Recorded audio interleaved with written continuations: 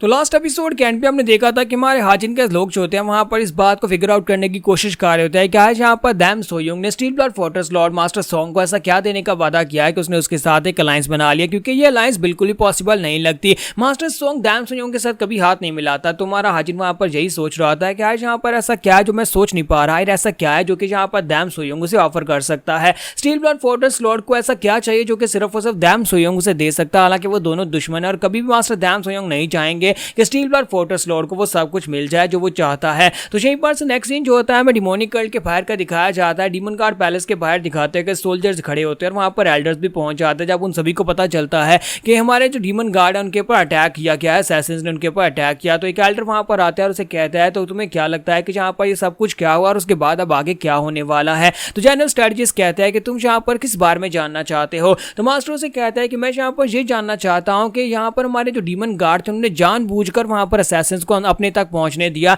उन्होंने यहाँ पर अपने तक उन्हें इसलिए पहुंचने दिया ताकि वो कुछ करना चाहते हैं, वरना हमारे सोल्जर्स जो थे वो कभी भी यहाँ पर उनको पैलेस तक पहुंचने ही नहीं देते। तो जनरल स्ट्रेटजिस्ट तुम मुझे बताओ कि अब आगे का प्रोग्राम क्या है, डीमन गार्ड अब आगे क्या करने वाले हैं, हम सभी लोगों को आगे क्या करना है। तो जनरल स्ट्रेटजिस्ट उससे कहता है कि मुझे लगता है कि तुम गलत समझ रहे हो, हम में से कोई भी यहाँ पर उनके साथ नहीं जाने वाला, बल्कि सिर्फ और सिर्फ डीमन गार्ड ही जाने वाले हैं।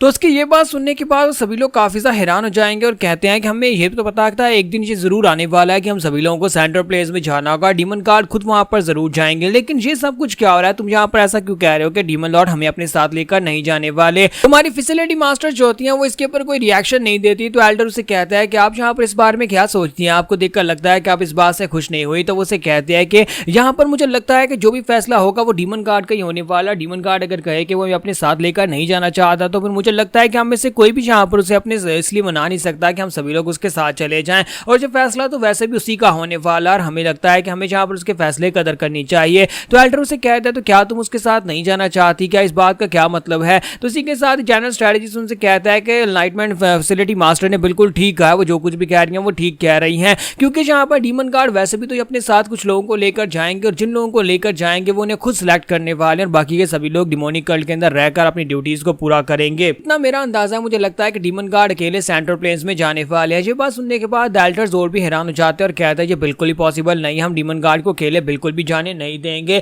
उनमें से एक एल्डर कहते हैं कि हम लोग ने यहाँ पर इस बात का वादा किया था कि हम लोग डीमन गार्ड की रक्षा करेंगे और हमेशा उसके साथ रहेंगे। वो हमारे लिए सिर्फ और सिर्फ एक डीमन लॉर्ड नहीं बल्कि गार्ड की तरह, हम लोग कोई गार्ड को यहाँ पर अकेले कैसे जाने दे सकते हैं, हम सभी लोग उनके साथ जाने वाले हैं। तो हमारे जो जनरल स्ट्रेटजीज होते हैं वो से कहते हैं तो क्या आप वाकई में यहाँ पर हमारे डीमन गार्ड की कही हुई बात को मना करेंगे। उन्होंने खुद कहा है कि वो यहाँ पर अकेले जाएंगे, तो फिर क्या आप जबरदस्ती उनके साथ जाने को तैयार हो जाएंगे। तो एल्डर्स जो होते हैं वो आगे से खामोश हो जाते हैं और कहते हैं, एल्डर्स से कहते हैं लेकिन यहाँ पर समझ नहीं आ रही कि जब यंग मास्टर की सक्सेशन सेरेमनी हुई थी तो वो भी यहाँ पर से अकेले चल दिए थे और उसके बाद अब यहाँ पर हमारी बारी आई है तो अब भी यहाँ पर वो अकेले चल दिए हैं। इसका मतलब शायद हमें अपने साथ लेकर नहीं जाएंगे। क्या हमें यहाँ पर इस बारे में परेशान होने की जरूरत नहीं है, क्या हम लोग बस यहाँ पर खड़े खड़े देखेंगे कि हमारा डीमन गार्ड सक्सेसर और डीमन गार्ड धोनी यहाँ पर सेंट्रल प्लेन्स में जाकर दुश्मन से फाइट कर रहे हैं। तो मास्टर मुडैम वहां पर आते हैं और उनसे कहते हैं कि परेशान होने की जरूरत नहीं है, मैं खुद यहाँ पर उनके साथ जाने वाला हूँ। एज अ मैं यहाँ पर तो उनका कमांडर और स्पेशली उनका पर्सनल बॉडी गार्ड भी हूँ, तो मैं यहाँ पर इस बात का वादा करता हूँ कि डीमन गार्ड का कुछ भी नहीं होने दूंगा और हमारे फर्स्ट जंग मास्टर भी यहाँ पर वापस आ जाएंगे।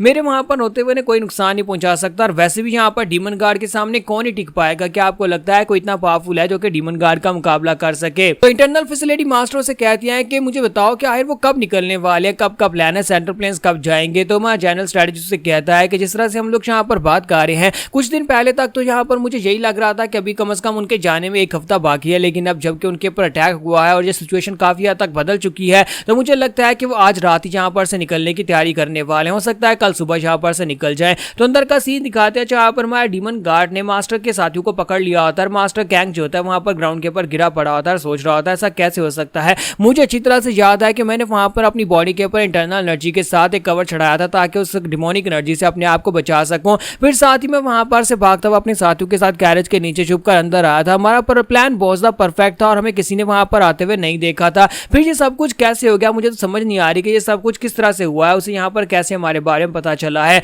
मुझे तो ऐसा लगता है कि ये कोई ड्रीम है, लेकिन ये ड्रीम कैसे बन गया, हम लोग तो यहाँ पर रियलिटी में आए थे। तो डीमन गार्ड उसे कहता है क्या हो गया, क्या तुम यहाँ पर सब कुछ याद नहीं कर पा रहे, तुम तो वाकई में यहाँ पर बहुत ज्यादा घटिया हो। मुझे लगा था कि तुम यहाँ पर इसको याद कर पाओगे लेकिन तुम कुछ ज्यादा ही कमजोर निकले। के लिए। और इसी के साथ ही मास्टर कैंग उल्टी करना शुरू कर देते हैं। तो डीमन गार्ड उसे कहते हैं जरा देखो तो सही, तुमसे तो तुम्हारा छोटा भाई ज्यादा बेहतर था, वो कम से कम तुम्हारे जैसा बिल्कुल भी नहीं था। उसे जब पता चला कि उसका मिशन फेल हो गया है तो उसने अपने मुंह के अंदर रखी हुई इस पिल को निगलने की कोशिश की ताकि वो अपनी जान दे सके। लेकिन तुम तो यहाँ पर मौत से इतना डरते हो कि तुम उस पिल को भी निगलने को तैयार नहीं हो। क्या तुम्हें मौत से डर लगता है? और इसी के साथ अपने छोटे भाई की बात याद आती है कि उसने कहा था कि डीमन गार्ड को मारने का सपना छोड़ दो, क्योंकि वो कोई इंसान नहीं है बल्कि वो एक बहुत ही पावरफुल डीमन गार्ड है और तुम उसके करीब भी नहीं पहुंच पाओगे। तो इसी के साथ ही वो सोच रहा था कि हर एक इंसान इस लेवल तक कैसे पहुंच सकता है कि मैं तो यहाँ पर इसके सामने खड़ा भी नहीं हो पा रहा। डीमन गार्ड उसे कहता है कि मैं यहाँ पर शिपात अब वाकई में कह सकता हूँ कि यहाँ पर डैम सोयुंग एक बहुत ही घटिया इंसान है। उसे क्या लगा था कि वो तुम्हारे जैसे एक मास्टर को मेरे पर मारने के लिए भेजेगा, तुम्हारे जैसे कमजोर इंसान को मुझे मारने के लिए यहाँ पर उसने भेज दिया। वो मुझे इस तरह से गुस्सा दिलाना चाहता है। तो उसे यहाँ पर इस बात की बधाई हो कि उसने मुझे गुस्सा दिला दिया है।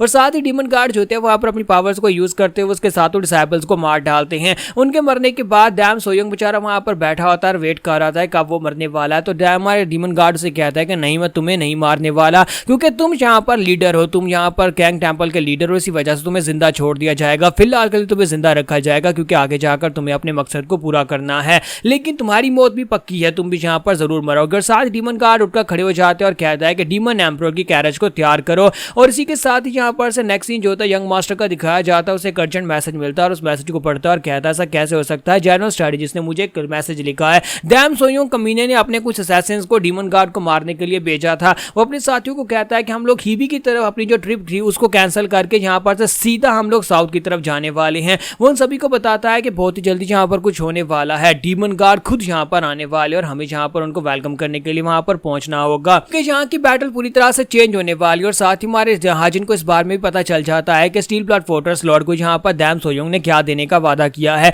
तुम्हारा हाजिन कहता है कि स्टील ब्लड फोर्ट्रेस लॉर्ड को उसने कुछ देना नहीं है, बल्कि उसने यहाँ पर सिंपली उसको धमकाया होगा, उसको डराया होगा कि वो यहाँ पर क्या करने वाला है। उसने उसे बताया होगा कि वो डीमन गार्ड को सेंट्रल प्लेन्स में लेकर आएगा, जिसकी वजह से एक बड़ी जंग छिड़ जाएगी और उस जंग में स्टील ब्लड फोर्ट्रेस और उसकी फोर्ट्रेस भी सेफ नहीं रहेगी। इसी वजह से वो यहाँ पर उसका साथ देने को तैयार हो गया है। तो अपने साथियों से कहता है कि हमारे डीमन लॉर्ड सेंट्रल प्लेन्स में आ रहे हैं, सभी लोग रेडी हो जाओ। तो यहाँ पर हमारी एपिसोड 37 का एंड होगा और नेक्स्ट एपिसोड में देखेंगे कि अब आगे क्या होगा।